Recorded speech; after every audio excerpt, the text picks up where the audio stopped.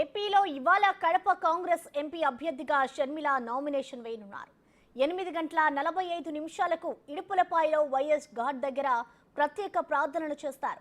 ఆ తర్వాత అక్కడి నుంచి భారీ ర్యాలీగా కడపకు వెళ్తారు. 11 గంటలకు కడప కలెక్టర్ కార్యాలయంలో రిటర్నింగ్ అధికారికి నామినేషన్ పత్రాలు అందజేయనున్నారు. నామినేషన్ దాఖలు చేసిన తర్వాత కడపలో 12 గంటలకు భారీ బహిరంగ సభలో పాల్గొంటారు.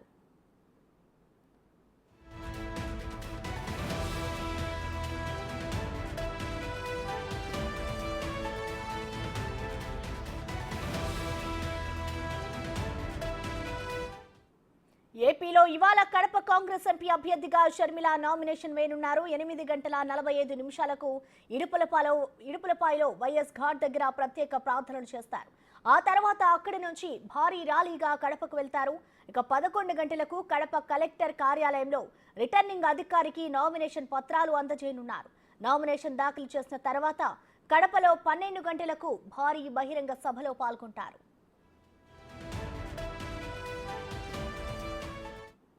దీనిపై మరిన్ని అప్డేట్స్ మా ప్రతినిధి మధు అందిస్తారు. మధు, చెప్పండి, ఇవాళ కడపలో అయితే ఎంపీ అభ్యర్థిగా షర్మిల నామినేషన్ వేయనున్నారు కదా, మరి దీనికి సంబంధించిన అప్డేట్స్ ఏ విధంగా ఉన్నాయి? అలాగే కడపలో పరిస్థితి ఎలా ఉంది మధు?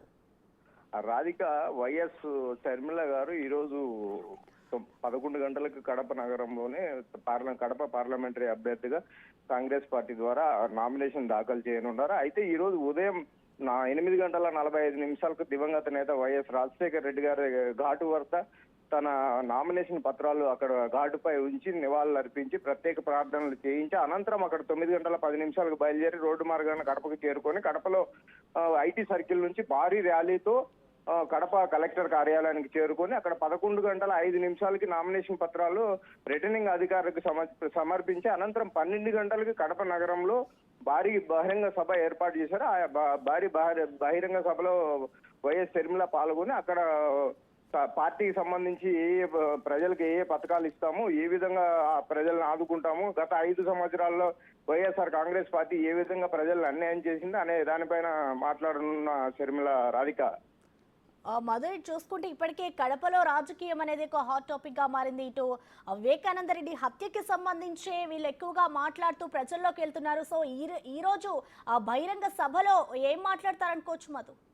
అయితే రాధిక, గత కొద్ది రోజులుగా వైఎస్ షర్మిల కాంగ్రెస్ పార్టీ ద్వారా కడప జిల్లా కావచ్చు, చిత్తూరు జిల్లా కావచ్చు, అలా అనంతపురం జిల్లా కావచ్చు ఎన్నికల ప్రచారం ముమ్మరంగా మొదలు పెట్టారు. అయితే ఆ ఎన్నికల ప్రచారంలో పదే వైఎస్ వివేకానంద రెడ్డిని హత్య చేయించిన వ్యక్తి, హత్యలో సూత్రధారి అయిన అవినాష్ రెడ్డిని మరోసారి కడప ఎంపీగా జగన్మోహన్ రెడ్డి నియమించారు. అయితే గత 5 సంవత్సరాల నుంచి వైఎస్ జగన్మోహన్ రెడ్డి వైఎస్ వివేకానంద రెడ్డిని హత్య చేయించిన వారికి సపోర్ట్ చేస్తూనే వస్తున్నారని చెప్పి పదే ప్రచారంలో చెప్పడంతో దాంతో కడప మేయర్ సురేష్ బాబు గత కొద్ది రోజుల కిందట కడప కోర్టులో పిటిషన్ దాఖలు చేశారు.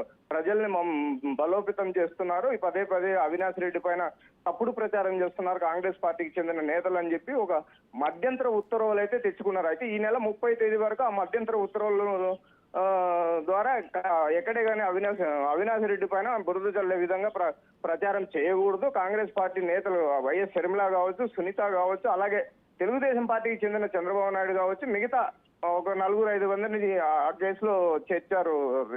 రాధిక, మధు, అలాగే షర్మిల ప్రచారం చేస్తున్నప్పటి నుంచి కూడా ప్రజల ఆదరణ ఏ విధంగా ఉంది కడపలో? ఎందుకంటే వివేకానంద రెడ్డికి కడపలో ఉన్న పాజిటివ్ టాక్ అనేది చాలా ఎక్కువగా ఉంటుంది. సో ఈ నేపథ్యంలో ఇప్పుడు షర్మిలకి ఇటు ప్రజల నుంచి సపోర్ట్ ఏ విధంగా ఉంది మధు?